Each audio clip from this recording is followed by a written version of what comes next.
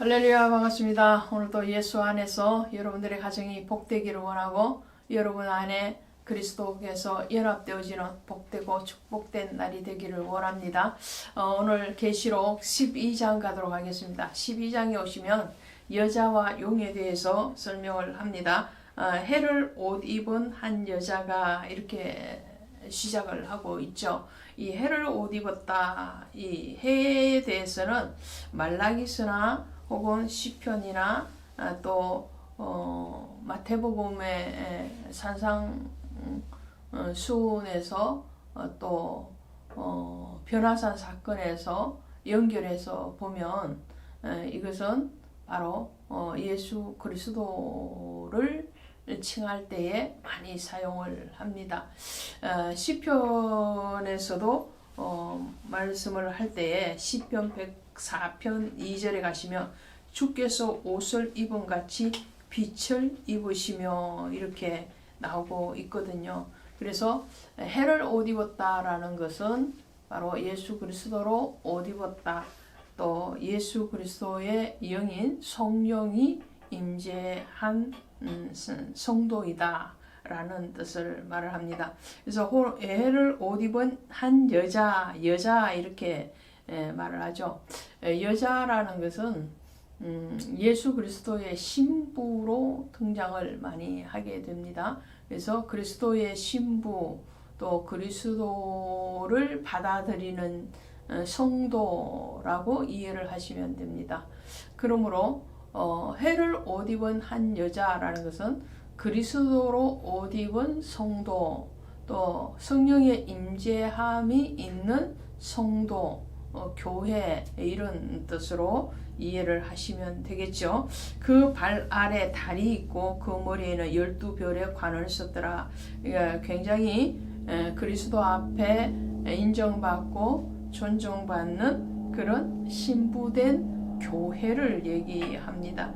그러므로 총체적으로 이 여자는 바로 교회이고 또 신실한 성도라고 할 수 있습니다. 이 여자가 아이를 베어 해산하게 되매 아파서 애를 쓰며 부르짖더라. 이 아이를 베어 해산하게 되었다.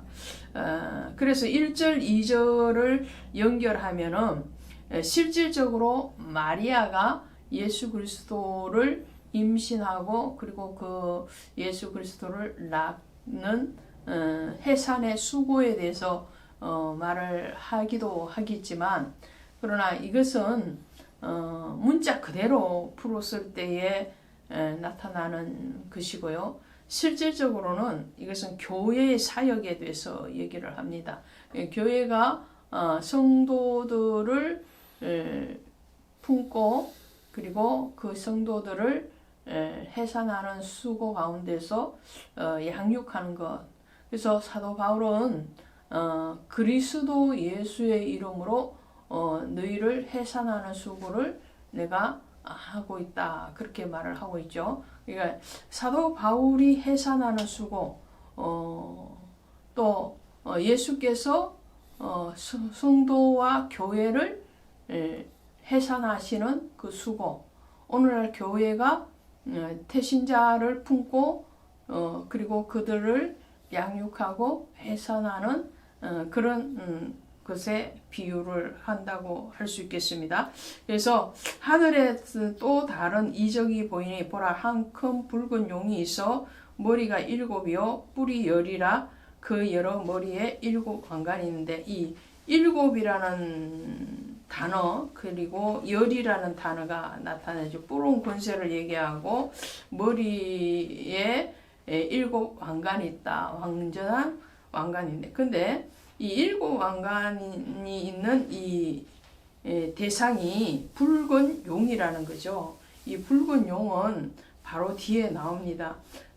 그 붉은 용이 하는 일은 이 해산하는 여자를 괴롭히는 것이고 그리고 그 해산한 아들을 삼키고자 죽이고자 하는 일이거든요. 그러므로 결론적으로 여기에 등장하는 7 뿔이나 7 이 왕관 또 10 머리에 머리가 사단의 뿔이 열이라. 이것은 완전한 것 같으나 사실은 세상 권세, 사단의 권세에 대해서 얘기를 합니다. 이 사단의 권세가 이렇게 완전하고 온전한 것 같지만 그 권세는 주님이 허락하심 안에 있지만 주님의 뜻하심은 아닌 거죠. 무슨 말씀이냐면 주님의 편에 있는 완전한 권세가 아니고 세상 편에 있는 세상에 작용하는 그런 권세를 가진 사단을 얘기합니다. 사단. 그 사단이 그 꼬리가 하늘의 별 3분의 1을 끌어다가 땅에 던지니라. 하늘의 별 3분의 1을 끌어다 땅에 던진다는 것은 성도들을 타락시킨다 이런 거죠. 천사가 타락을 해서 사단이 되는 것처럼 성도들의 신앙을 흔들고 그 신앙을 오염되게 하고 타락시켜서 자신의 종을 삼는 거죠. 그리고 용이 해산하려는 여자 앞에서 그가 해산하면 그 아이를 삼키고자 하더니 그랬죠.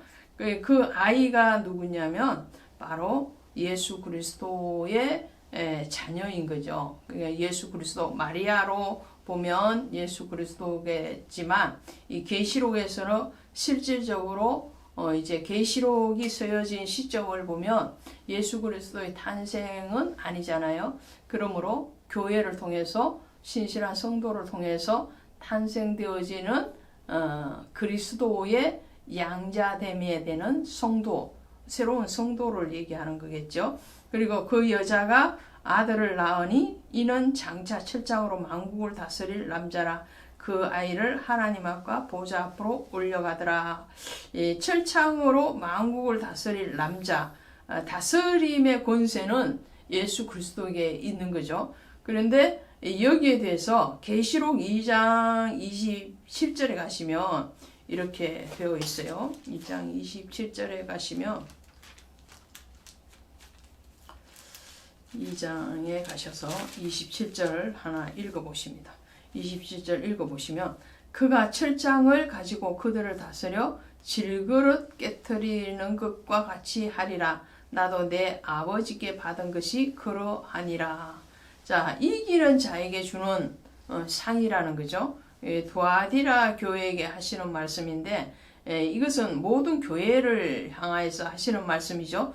교회가 세상의 사단의 권세를 이기면 믿음으로 모든 악한 대적을 자들을 이기고 거짓된 가르침에서 이기면, 그래서 이기는 자는 이렇게 나오는 거예요. 이기는 자에게 주는 다스림의 권세, 이 권세는 바로 예수 그리스도께서 주시는 것이고 예수 그리스도께 있는 권세라는 거죠. 그러니까 해를 옷 입은 여자가 마리아일 수도 있지만 더 큰 범위로 보면 이것은 교회를 얘기하고 그 교회가 태신자를 품고 그리고 해산하고 양육할 때에 사단이 방해를 하는 거죠. 성도가 자라는 것을 또 태어나는 것을 사단은 가장 싫어하는 겁니다. 교회가 부흥하고 성도가 그리스도의 장성한 분량까지 성장하는 것을 사단은 싫어하고 방해하죠. 그러나 그 방해 가운데서도 이기고 탄생되어지면 만국을 다스리는 그런 권세를 받은 자가 되는 거죠. 그것이 바로 교회인 거예요. 교회. 그리고 성도가 되는 겁니다. 그래서 6절에 보시니까 그 여자가 광야로 도망하며 거기서 1260일 동안 그를 양육하기 위하여 하나님께서 예배하신 곳에 있더라. 예수님께서 탄생은 베들레헴에서 하시죠. 그리고 곧 애굽으로 피신을 가셔서 그 헤롯이 죽을 때까지 애굽에 거하시다가 다시 나사렛에 가서 자라시게 되죠. 그것을 비유를 하면 예수 그리스도께서 1260일 동안 애굽에서 양육을 받았는데 그것은 바로 하나님이 예배하신 곳이 되겠지만 오늘 교회의 관점에서 보면 교회와 성도들은 1260일이라는 것이 어떤 상징적인 숫자죠. 딱 그 날수를 얘기하는 것이 아니고 이 1260일을 3년 6개월이잖아요. 이 3년 6개월 1260일은 어떤 하나님이 예정하신 기간을 얘기하는 거예요. 교회와 성도는 이 광야 같은 애국 같은 이 세상에서 하나님의 보호하신 가운데서 양육을 받는 거죠. 그리고 그때에 어떠한 또 일들이 일어나느냐. 7절에 보니까 하늘에 전쟁이 있으니 미가엘과 그의 사자들과 용과 더불어 싸울세 용과 그의 사자들도 싸우나 이기지 못하여 이렇게 나오죠. 그러니까 하나님은 성도와 교회를 보호하고 계신다는 거예요. 천사를 통해서 보호하시고 하나님의 강권적인 은혜 가운데서 보호하고 계시기 때문에 용과 어떠한 뱀, 이런 마귀, 이런 것들로 인해서 교회가 무너지지 않을 것이다 라는 것을 말씀을 하여 9절에 가시면 큰 용이 내쫓기니 옛 뱀, 곧 마귀라도 하고 사단이라고 하며 온 천하를 꿰는 자라 그가 땅으로 내쫓기니 이렇게 사단을 결국은 주님은 멸하십니다. 그 멸하시기까지 성도는 고난 가운데 있고 교회는 고난 가운데 있겠지만 그 고난과 박해에서부터 하나님의 은혜를 신실하게 믿고 그리고 나아가는 자는 승리하게 될 것이다 라는 것을 말씀을 하죠. 자, 11절에 보시면 이제 사단이 쫓겨갔어요. 또 우리 형제들이 어린 양의 피와 자기들이 정언하는 말씀으로서 그를 이겼으니 그들은 죽기까지 자기들의 생명을 아끼지 아니하였다 그랬어요. 그렇죠. 이제 어린 양의 피로 구원받은 그 은혜에 대해서 정언하는 말씀 그리고 자기의 생명을 아끼지 않기까지 순종하고 순교적인 신앙을 가지는 교회에 대해서 말을 합니다. 자, 14절에 보시면 한 때와 두 때와 반 때를 양육받으며 그랬죠. 누가요? 아까 남자를 낳은 여자가 광야로 피신을 해서 한 때, 두 때, 반 때를 지난다는 거예요. 이 한 때, 두 때, 반 때도 1260일에 해당되는 거죠. 하나님의 보호하심이에요. 하나님 보호하심. 17절 보시니까 용이 여자에게 분노하여 돌아가서 그 여자의 남은 자손 곧 하늘의 계명을 지키며 예수의 증거를 가진 자들과 더불어 싸우려고 바다 모래 위에 서 있더라. 끊임없이 이 사단은 믿는 자를 넘어뜨리려고 합니다. 삼키려고 합니다. 예수님이 시험을 받으셨는데 말씀으로 대적을 하여서 사단을 이기시죠. 그러나 사단은 잠깐 물러간 거예요. 예수님이 다시 사역을 하실 때마다 이 사단이 나타났잖아요. 오늘날 교회와 성도에게도 마찬가지입니다. 사단은 끊임없이 우리를 넘어뜨리려고 하고 미혹해 하고 우리를 자신의 종 부리듯이 하려고 하지만 그리스도 예수로 옷 입은 성도라면 또 교회라면 어떠한 사단의 괴계에도 무너지지 않고 오히려 말씀으로서 그들을 물리침으로 그리스도의 영광을 드러내게 될 것입니다. 주님의 신실하심, 하나님의 은혜에 대해서 견고한 신앙으로 승리하시기를 주 예수의 이름으로 축원드립니다. 고맙습니다.